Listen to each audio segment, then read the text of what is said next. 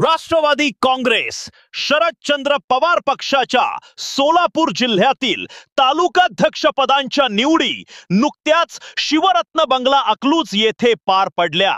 यावेळी खासदार धैर्यशील मोहिते पाटील, माजी मंत्री प्राध्यापक लक्ष्मण भोबडे, जिल्हाध्यक्ष वसंत नाना देशमुख, कार्याध्यक्ष रवींद्र पाटील यांच्यासह जिल्ह्यातील प्रमुख मान्यवर मंडळी उपस्थित होती। यावेळी नूतन तालुकाध्यक्षांना निवडीचे पत्र देण्यात आले, तर यावेळी शहरांच्या अध्यक्षांची देखील नेमणूक करण्यात आली। याशिवाय विद्यार्थी सेलच्या ही निवडी करण्यात आल्या।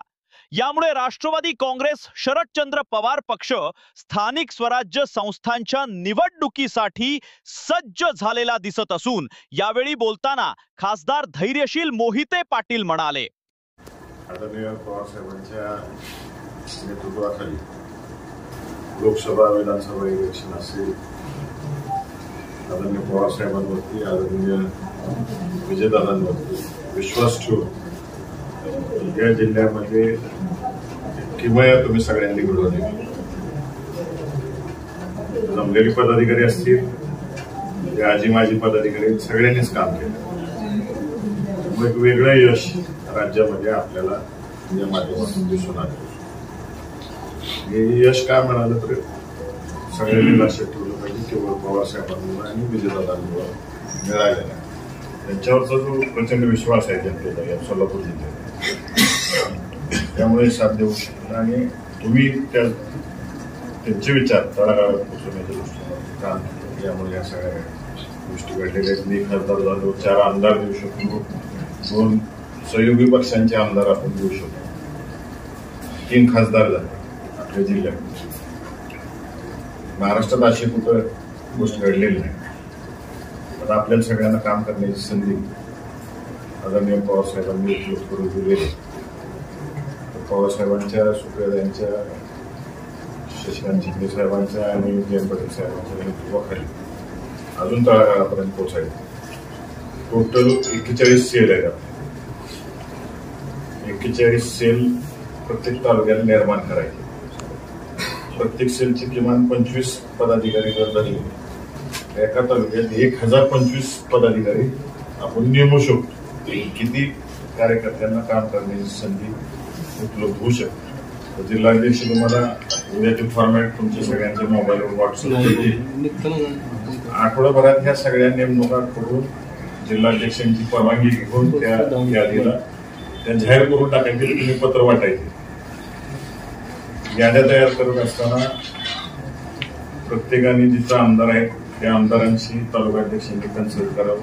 जिथं आमदार नाही, उदाहरणार्थ आता मंगळवेढा आहे, मंगळवेढ्यामध्ये त्या ठिकाणी उमेदवार आपले उभे होते, सर आहे, वसन आहे, या तिघांनी बसून यादी तयार करावी। सिडजी आज सगळ्यांनी बसून करावी। मोहोळला आमदार आहे, अजून इतर पदाधिकारी आहेत, या सगळ्यांबरोबर बसा, तिथे यादी तयार करा। दक्षिणला तुम्ही सगळे जुने पदाधिकारी सगळ्यांना घेऊन बसा करा। अक्कलकोटला तसंच तुम्ही काम करा। प्रत्येक ठिकाणचे बार्शीला त्या ठिकाणी बारबरे भाऊ आहेत, यांच्याशी डिस्कस करून तिथल्या तालुकाध्यक्ष त्यांच्याशी सांगोल्याला बॅकवर्ड भाऊंशी चर्चा करून यादी तयार करा। सगळ्यांना विश्वासात घ्या म्हणण्याचा अर्थ जुन्या ज्येष्ठ लोकांना सगळ्यांना विश्वासात घेऊन याद्या तयार कराव्यात सगळ्यांनी आणि वसंतनानांच्या मंजुरी जाहीर करून त्यांना पत्र द्या। म्हणजे तुम्हाला एक मोठी टीम येणाऱ्या जिल्हा परिषद आणि पंचायत समिती, नगरपालिका इलेक्शनला काम करायला उपलब्ध होणार। तर त्या दृष्टिकोनातून सगळ्यांनी भार राहू नये। तालुकाध्यक्ष झाले म्हणजे निवांत सत्कार करत बसू नका, सत्कार पुढे बाजूला ठेवा, पदाधिकारी नेमण्याचं काम करा। वसंतनानांनाही विनंती करतो की जिल्ह्याचे 41 जिल्हाध्यक्ष काही आहेत, काही नेमायचे आपल्याला, ते नेमण्याच्या दृष्टिकोनातून येत्या 2 दिवसात निर्णय करावा। तुमचं सुद्धा जिल्हा कार्यकारिणीची नियुक्त्या त्या सुद्धा कराव्यात अशी विनंती करतो। आणि सरांनी जो ओला दुष्काळ आपल्या सोलापूर जिल्ह्यामध्ये पडला त्याबाबतीत सविस्तर सांगितलं सगळं, त्याच्यावर आम्ही भाष्य करत नाही, परंतु पुन्हा एकदा सगळ्यांना शुभेच्छा देतो। चांगल्या पद्धतीनं काम करा। नाराज होऊ नका, पुन्हा मागं होत असतं सगळ्या गोष्टी थांबायला शिकलं पाहिजे. तर इथं बरेच जण आहेत, थोडक्यात अनुभव घेतलेले सर आहेत, मी आहे, वसन आहे. राजकारणामध्ये पुढं मागं होत असतात गोष्टी, फक्त थांबायला शिकलं पाहिजे. तर वेळ प्रसंगी नेते मंडळींबरोबर बांधून पुढं जायचा प्रयत्न केला पाहिजे. आणि आम्ही त्या सगळ्या प्रवाहात गेलेलो आहे, बरेच जण गेलेले नाही. अनेक वर्ष तेच राहिल्यामुळं बऱ्याच जणांना दुःख वाटतं. कुठं ना कुठं वरून नेते मंडळी बघत असतील आणि योग्य ठिकाणी संधी द्यायचं काम करत असतील. पुढं सायकल चालली पाहिजे, चक्र चाललं पाहिजे. त्या दृष्टिकोनातून नवीन कार्यकर्त्यांना, कष्ट करणाऱ्या कार्यकर्त्यांना संधी द्यायचं काम सुद्धा झालं पाहिजे. आपण त्या पद्धतीने सगळा विचार करून केलेला आहे.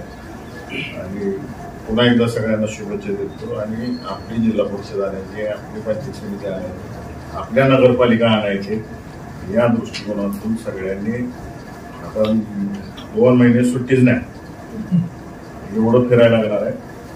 सगळ्यांना विनंती लवकरात लवकर आपापल्या कार्यकर्ते जिल्हाध्यक्षांच्या मान्यतेनं जाहीर कराव्या. म्हणजे उद्या आपल्या सगळ्या नेते मंडळींना भेटा. जिल्हा कार्यकारिणीवर कुठल्या सेलवर कोणाकोणाला काम करायची इच्छा आहे त्याची नावं सुद्धा त्यांच्याशी कॉन्टॅक्ट करून नेते मंडळींची तुमच्या विचारातली असतील ती सगळी सुचवा. जिल्हा कार्यकारिणी आपल्याला तयार करते. अजून एकदा शुभेच्छा देतो. आदरणीय शरदचंद्रजी पवार साहेबांचा, आदरणीय विजय दादांचा, भैया साहेब तुम आगे बढ़ो, हम तुम्हारे साथ हैं.